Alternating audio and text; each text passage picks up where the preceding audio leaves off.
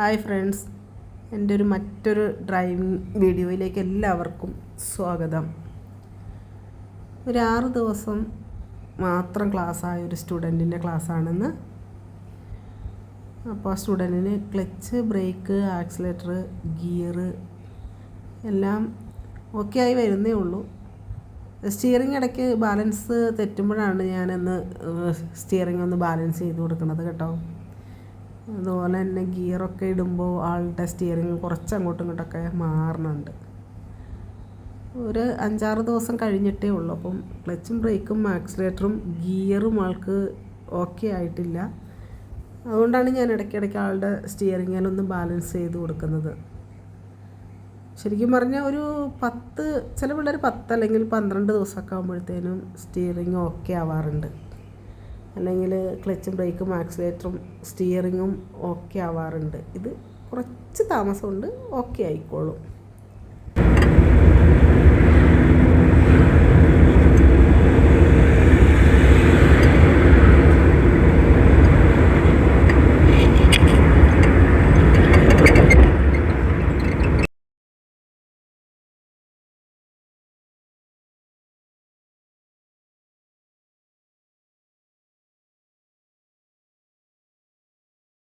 കേരളക്കിലെ clutch ഓട്ടിയിട്ട് കേട്ടോ.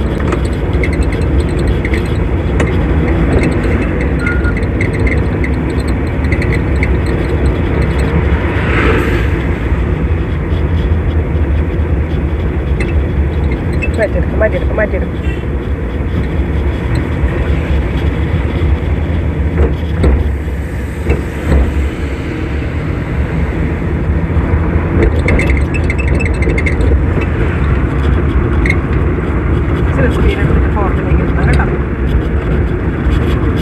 നേരെ ഫോർത്തിലേക്ക്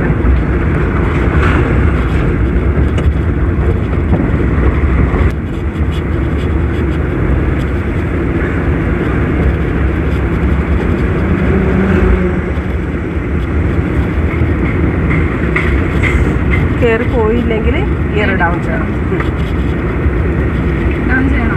കയറിപ്പോയില്ലെങ്കിൽ accident കൊടുത്തിട്ട് കയറിപ്പോയില്ല, ഒരു വൈബ്രേഷൻ, ഒരു വിറവൽ പോലെ വരുവാണെന്നുണ്ടെങ്കിൽ ഗിയർ കുറച്ചോളണം.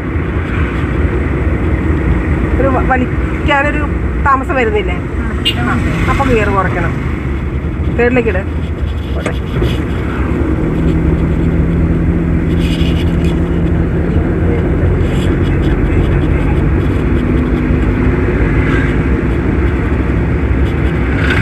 നേരെ ഫോർത്തിലേക്ക് ഇട്ടോട്ടോ.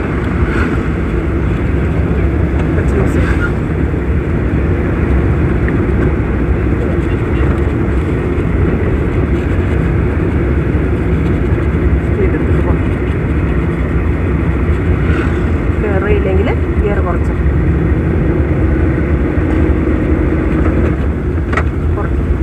ഹൈറ്റ് കയറണേ.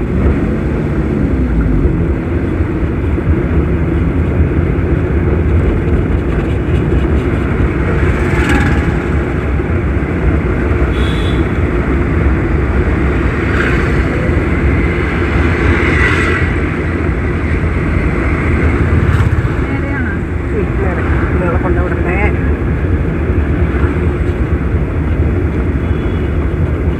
ഗിയർ ഒന്ന് കുറച്ച് സെക്കൻഡിലേക്ക് പതുക്കെ ലൂസ് ചെയ്യും. ഫോർത്താണ് ക്ലച്ച് ഔട്ട്. ആ, ലൂസ് ചെയ്യും. പോട്ടെ. ആ ഒരു വിറക്കൽ പോലെ വന്നില്ലേ, അപ്പം അത് ഗിയർ, ആ സ്പീഡിൽ ആ ഗിയർ പോവില്ല എന്നുള്ളതാണ് അതിൻ്റെ അർത്ഥം. അതാണ് ആ വിറവൽ വന്നത്. അപ്പോൾ നമ്മൾ മനസ്സിലായിരിക്കും അത് സെക്കൻഡ് ഗിയർ അല്ല. നമ്മൾ അതാത് സ്പീഡിൻ്റെ ആ ഗിയറിലേക്ക് ഇട്ട് കഴിഞ്ഞാൽ വണ്ടിക്ക് ആ ഒരു വൈബ്രേഷൻ അങ്ങനെ വരില്ല.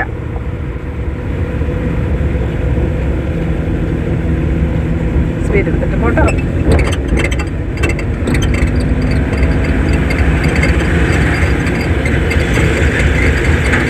സൈഡിലേക്ക് ക്ലച്ച് നോക്കിയിട്ട്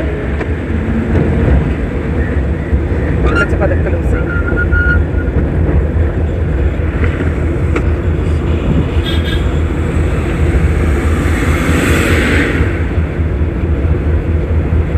സ്പീഡ് എടുത്തിട്ട് പോകും.